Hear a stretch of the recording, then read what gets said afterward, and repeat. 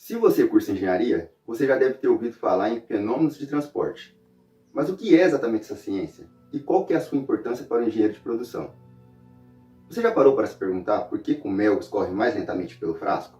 Ou por que o gelo boia na água? Observando na prática, pode parecer simples deduzir o que acontece nesses fenômenos. Mas será que é simples assim deduzir através de números? E eu sinto informar que a resposta é: não é simples. A disciplina de fenômeno de transporte é uma disciplina que envolve muitos conceitos físico-químicos e exige da base de quem cursa um amplo conhecimento sobre o cálculo. Para entendermos melhor o fenômeno de transportes, vamos defini-lo aqui. O fenômeno de transporte também é conhecido como fenômenos de transferência. E ele nada mais é do que a abordagem de uma grandeza física de um ponto ao outro no espaço. Essas transferências podem ocorrer de vários tipos, como por exemplo, a transferência de calor e também as transferências de movimento. De início agora, pode parecer um pouco complicado compreender esses aspectos, mas eu tenho certeza que você irá compreendê-los melhor no decorrer do curso de engenharia. E falando em engenharia, vamos abordar alguns conceitos importantes dentro de fenômenos de transporte. E um desses conceitos é o conceito de fluidos. Então vamos refrescar nossas cabeças sobre o que é um fluido. Fluido é tudo aquilo que escoa ou que flui. Água, ar, tinta, óleo e até mesmo gases podem ser tratados como fluidos. Então, quando você abre seu chuveiro para tomar seu banho, você observa a água fluir do chuveiro até o chão. Ou quando você acaba queimando alguma coisa no fogão, você observa a fumaça saindo da panela para o ar. E tudo isso são exemplos de como os fluidos são parte importante do nosso dia a dia.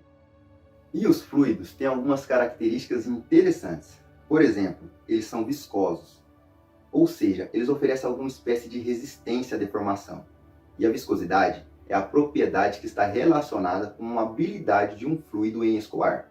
Então, quanto maior a viscosidade de um líquido, mais difícil esse líquido irá escoar. Por exemplo, se escoarmos água e mel na superfície de uma mesa, a água escoará mais rápida do que o mel, porque o mel oferece uma resistência maior à deformação. Para entendermos mais sobre fluidos, é necessário compreender que existem dois tipos de forças atuantes: as forças de campo e as forças de superfície.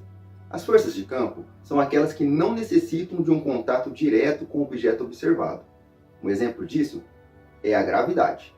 Já nas forças de superfície, é necessário um contato direto com o objeto observado. Um exemplo disso é a pressão, que é dada pela razão entre a força e a área. Força, pressão, viscosidade, está tudo ficando muito confuso. E o que isso tem a ver com fluidos?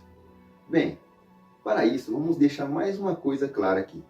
Existem alguns tipos de fluidos, mas no momento vamos focar apenas em dois: nos fluidos newtonianos e nos fluidos não newtonianos. Fluidos newtonianos podem ser descritos através dessa fórmula aqui, que nos diz que a taxa de deformação é proporcional à tensão aplicada. Estes tipos de fluidos têm a capacidade de preservar sua viscosidade independentemente da tensão a qual são submetidos.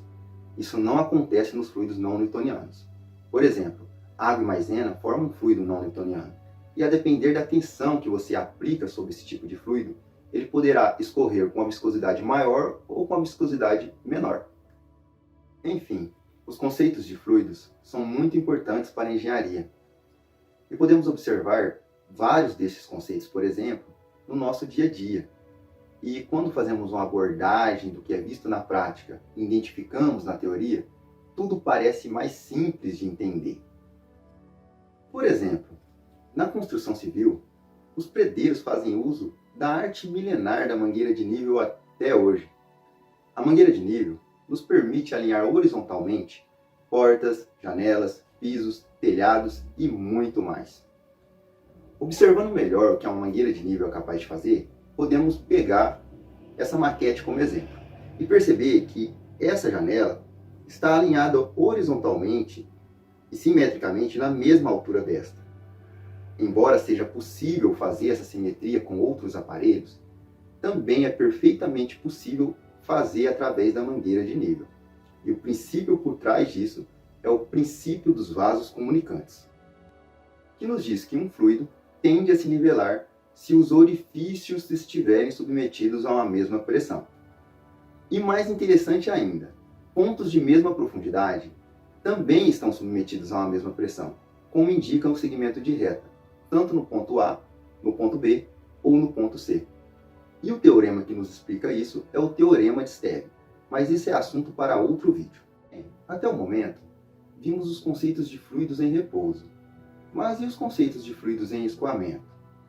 Aqui é um pouco mais complicado, porque temos dois tipos de abordagem.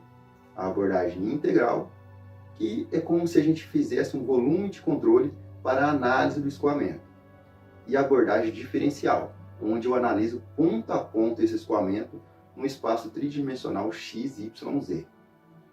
Vamos focar na abordagem diferencial. E dentro dessa abordagem, existem dois tipos de método para a análise do escoamento. O método euleriano e o método lagrangiano. O método euleriano, há a necessidade de fixar um local para a análise do escoamento, como se fosse uma janela onde o escoamento passa e eu vou analisar as partículas que passam ali. Já no método lagrangiano, as partículas do escoamento são acompanhadas, perseguidas para a análise.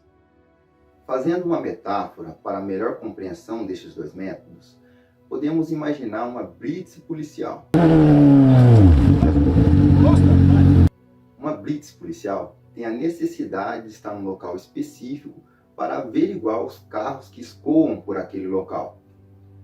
Isso pode ser comparado ao método euleriano, uma vez que teve a necessidade de ter um local fixo para a análise dos carros que escoam por ali. No método lagrangiano, os policiais poderiam estar perseguindo os carros para averiguá-los.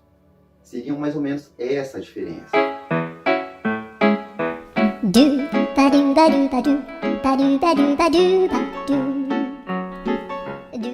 Sabendo disso, vamos falar sobre os tipos de escoamento.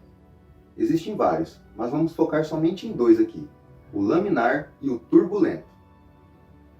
O laminar se caracteriza pelo fato de ocorrer sobre baixas velocidades, e o fluido escoa como lâminas sobrepostas, que dá ao fluido um aspecto de estar parado mesmo estando em escoamento. Já o turbulento é caracterizado por estar em altas velocidades e as partículas dos fluidos se misturam aleatoriamente.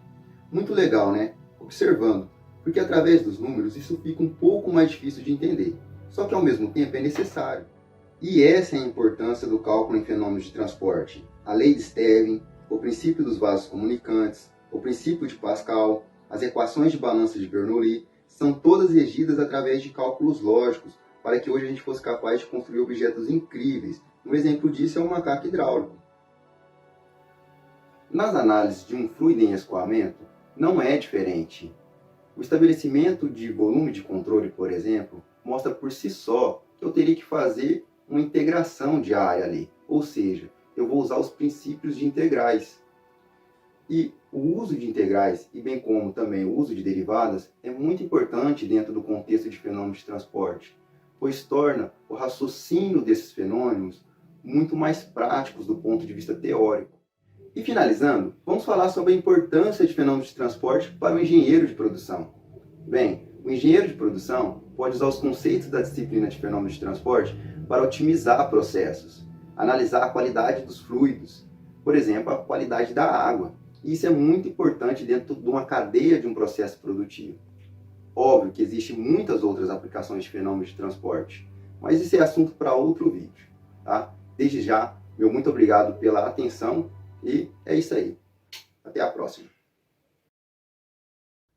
Por exemplo, se escoarmos água, não aguento mais. Moto, carro, todo mundo falando ao mesmo tempo. Constantemente fazendo parte do nosso dia a dia. Mosca, eu mato você, sai daqui.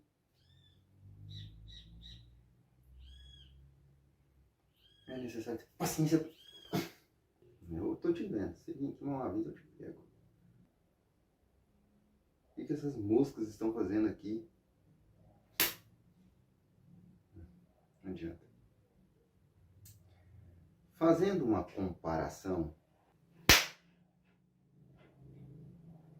eu não vou ter dó de você não. Fica aí, fica quietinho aí.